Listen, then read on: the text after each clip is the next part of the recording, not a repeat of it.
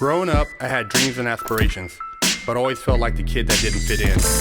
For the most part, I wasn't a bad kid, but when I made the transition into adulthood, I turned to the streets for guidance.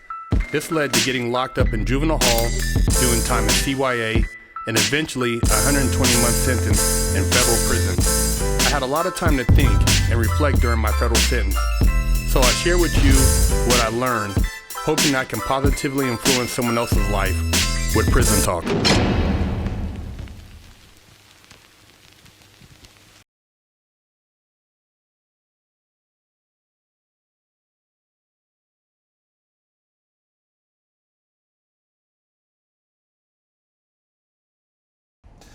You know, being in the pen, you got a lot of things that go through your mind.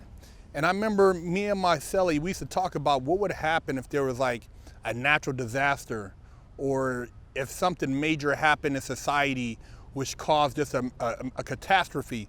You know, what would actually go down? And I know that the guards have a protocol that they're supposed to do, and a lot of times, like say if there's a riot or something, they lock it down. But if there was a natural disaster, I think the inmates would actually step their game up. Some of them. You got a lot of motherfuckers who are just, they've been domesticated, so they become docile. So they'd probably wait to see, you know, what would happen and, you know, wait for maybe somebody to come help them. But then you got guys who are proactive. You know, they're actionists. And these are felons or inmates or convicts or whatever you want to call them, who take things into their own hand. And I think if there was like an earthquake or a war or something like that, these guys wouldn't be down with the locking it down situation. They wouldn't lock it down. And I think even some of the guards in that situation would just try to get the fuck out of there. They wouldn't really give a fuck about locking down the inmates to a degree, because they know that there is gonna be no more supplies being brought in, or food, or just resources. And at that point, it's every man for himself. So I think a lot of guys would actually, you know, based on having done survival through lockdowns and shit like riots, I think motherfuckers would just go hard in the paint. And what I mean by hard in the paint, they would take matters into their own hands, you know. They would, you know, get a hold of a guard, you know, because a lot of inmates, you know, they got game, and they have relationships with, you know, the guards and, you know, some of the staff. And they would get access to the keys and get the fuck up out of there, man, because there would really be no reason if there was, say, some type of fallout for people to be locked up, and everybody's trying to go home and take care of their families and get the fuck out of there anyways. So, you know, these guards, they would pretty much be like, fuck it, man, if you guys can make it up out of here, it's on you. And we'd be on some Mad Max shit. You know, you get whatever, put your boots on, you grab whatever you can grab as far as in your knapsack, whatever, you know, food you need. Because in prison, you're taught to eat with nothing. And what I mean by that is there's places where you don't have a microwave. You don't have access to, let's say, fire or things like that. So you have to make all this stuff. And, you know, you can take water out of a sink and use that to make soup.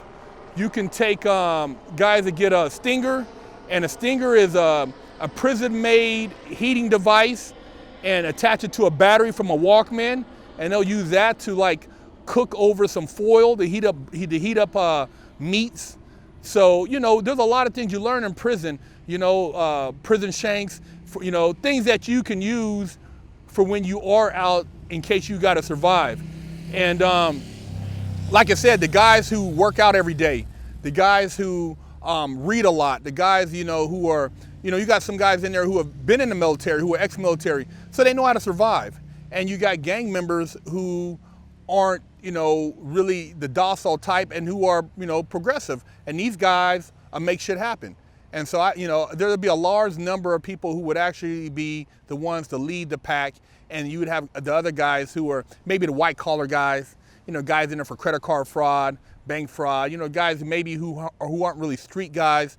They would probably wait to see what happens, because they would be scared to get more time, or they would think that maybe somebody would come rescue them.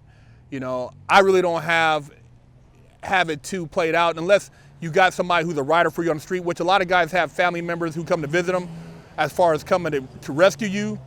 And it would most likely be people gang members partnering up, and you would have Crips and Bloods from the same city, or maybe Vice Lords and GDs, dudes who have resources partner up to get out of there because they know that they're dependent on each other for survival. So a lot of things will change. I mean, when you have a situation where every man is for himself, people look at it differently. It's just like when there's a riot or when there's a situation with the institution and inmates have to come together. You'll have, the shot caller for the ABs, or shot caller for the Serranos or Norteños or the Crips or Bloods or the Nation. They'll sit down and work out a solution or work out an answer for that. So it would be the same thing if there was a major catastrophe. I got these shot callers getting together and basically putting people in order, putting them in check, and everybody would, basically formulate accordingly. And you got some, like I said, some guys who would be in the front, some guys who'd be waiting in the back. But guys in prison, the ones who know what's up, they would know how to survive.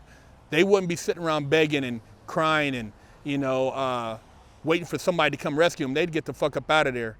And especially guys in the feds who are doing multiple life sentences, these guys are waiting for an opportunity like that to get home to their people. So it'd be going down in the federal penitentiary. Lockdown's over. Get your yard time in. Exclusively at FreshOutSeries.com.